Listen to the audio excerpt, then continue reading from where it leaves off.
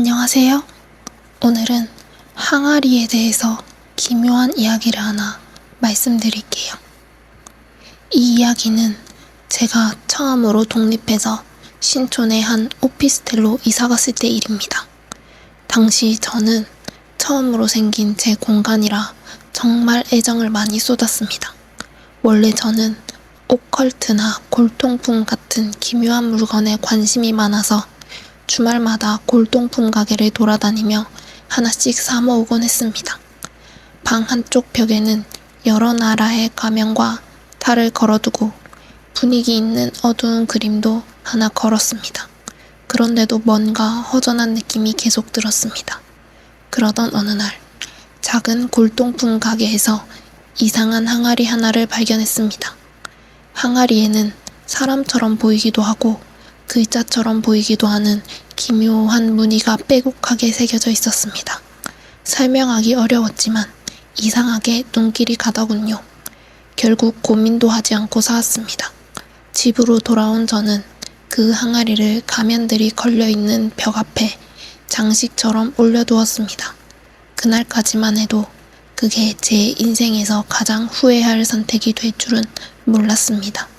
다음날 아침이었습니다.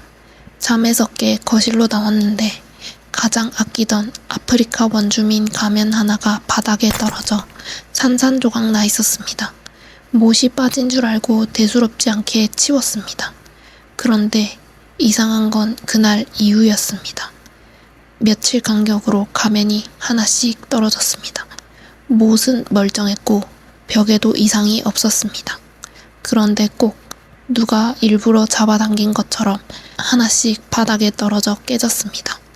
결국 몇 주도 안 돼 벽에 걸어둔 가면은 전부 부서졌고 저는 모두 버릴 수밖에 없었습니다. 그때까지만 해도 단순히 운이 없다고 생각했습니다. 항아리를 의심조차 하지 않았습니다. 그러던 어느 비오는 밤이었습니다. 퇴근이 늦어져 밖은 폭우가 쏟아지고 있었고 천둥도 계속 치고 있었습니다. 집 문을 열고 들어서는 순간이었습니다. 번쩍. 엄청난 번개가 치면서 불 꺼진 방 안이 단 한순간에 환하게 밝혀졌습니다. 그리고 저는 봤습니다. 항아리 뒤 벽 전체에 셀 수도 없이 많은 붉은 손바닥 자국이 찍혀 있는 걸요. 정말 사람 손바닥이었습니다. 작은 손도 있었고 큰 손도 있었는데 전부 피를 묻힌 것처럼 선명한 붉은색이었습니다. 그런데 번개의 빛이 사라지고 방이 다시 어두워지자 손자국도 같이 사라졌습니다.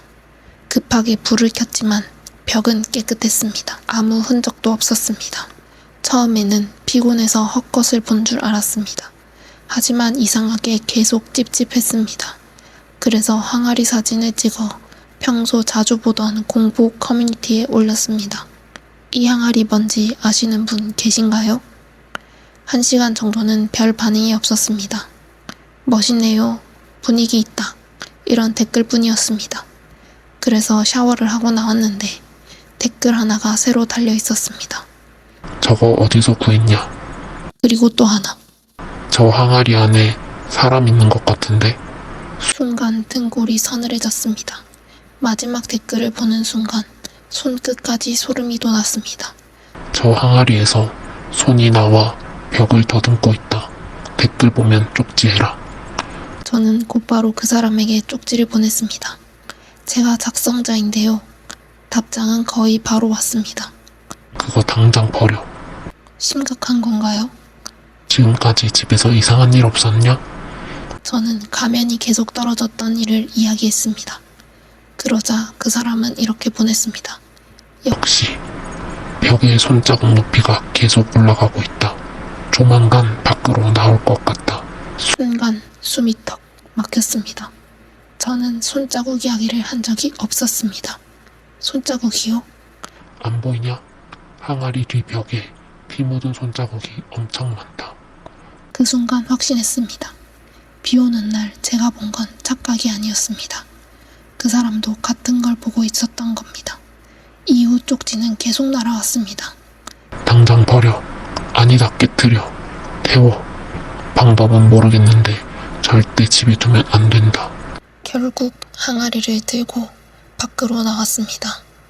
비는 더 거세졌고 밤거리에는 사람도 거의 없었습니다. 버릴 곳을 찾으며 한참을 걸었습니다. 그러다 아무데나 버리기로 마음먹은 순간이었습니다. 번뜩.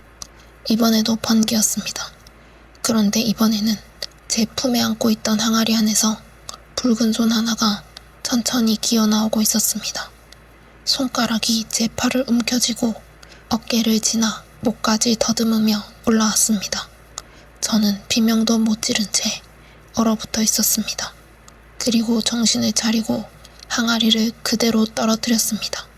항아리가 바닥으로 떨어지는 순간 주둥이 안에서 창백한 얼굴의 어린아이 하나가 손을 뻗으며 기어 나오려는 모습을 분명히 봤습니다. 그와 동시에 쾅! 뒤늦게 천둥 소리가 들렸습니다. 항아리는 산산조각이 났고 아이의 모습도 그대로 사라졌습니다. 저는 뒤도 돌아보지 않고 집까지 뛰었습니다. 그 뒤로 벽지는 전부 새 것으로 바꿨고 집 안에 있던 골동품도 전부 처분했습니다. 오컬트 관련 물건은 그날 이후로 단 한 번도 사지 않았습니다.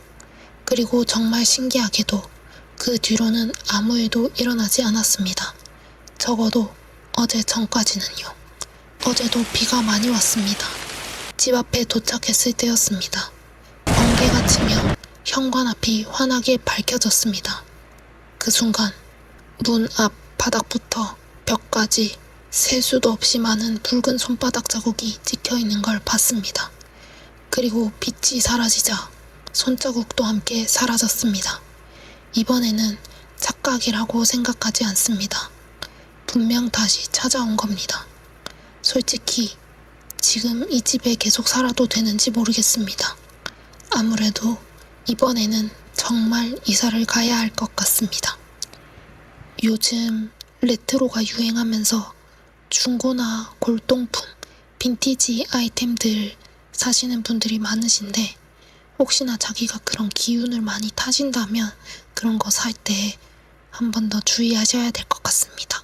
저도 중고 물품 많이 구매하지만 아직까지는 별일 없는데 이 이야기 들으니까 좀 무섭네요. 다들 오싹한 여름밤 보내시고 오늘도 이야기 들어주셔서 감사합니다. 그럼 다음에 또 찾아올게요. 안녕.